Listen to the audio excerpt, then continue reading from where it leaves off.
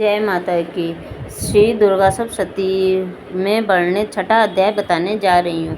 जय माता की। धूम्रलोचन वध। श्री ऋषि बोले, देवी का यह शब्द सुनकर क्रोध युक्त दूत ने दैत्य शुंभ के पास जाकर पूरी कथा विस्तार पूर्वक सुना दी। तब दूत के समस्त बातों को सुनकर दैत्यराज ने क्रोधित होकर असुर सेनापति धूम्रलोचन से कहा, हे धूम्रलोचन, तुम शीघ्र ही अपनी सेना लेकर वहां जाओ और दुष्टा को केश पकड़कर घसीटते हुए बलपूर्वक यहाँ ले आओ। यदि उसकी रक्षा करने के लिए कोई देवता, यक्ष तथा गंधर्व आवे तो उसे अवश्य मार डालना। ऋषि बोले। इस प्रकार दैत्यराज ने आज्ञा लेकर धूम्रलोचन 60,000 दैत्यों के साथ की सेना लेकर वहाँ शीघ्र पहुँच गया। देवी को देखकर ललकारने लगा और कहा, तू बहुत जल्द शंभु और निशंभु के पास चली जा। यदि तू प्रसन्नतापूर्वक नहीं जाएगी तो मैं तेरे केश पकड़कर तुझे घसीटता हुआ ले जाऊंगा। तब देवी बोली, दैत्येश्वर ने तुझ जैसे बलशाली को भेजा है, यदि तो मुझे बलपूर्वक ले जाएगा तो मैं उस समय तेरा क्या कर सकती हूँ। ऋषि ने कहा। देवी के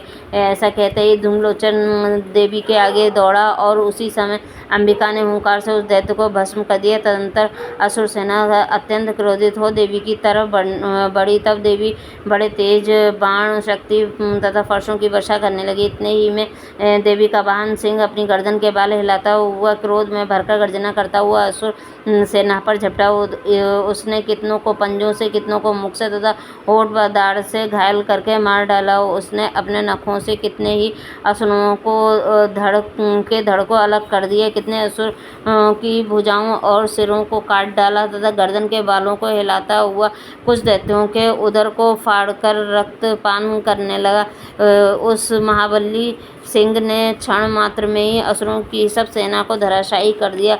असुर राज ने जब यह सुना कि देवी ने धूम्रलोचन को मार दिया, उसके सिंह ने समस्त सेना को नष्ट कर दिया, तो उसके होठ क्रोध से फड़फड़ाने लगे और उसने चंडमुंड नामक महाअसुरों को आज्ञा दी कि हे चंड, हे मुंड, तुम विशाल सेना लेकर जाओ और वहाँ से उस स्त्री के केश पकड़कर ले आओ। यदि वह न आवे और तुम्हें किसी प्रकार का संदेह हो तो उससे अपनी सेना सहित युद्ध करके उसकी हत्या कर देना और उस दुष्टा तथा उसके सिंह को मारकर भी बांधकर शीघ्र मेरे पास ले आना।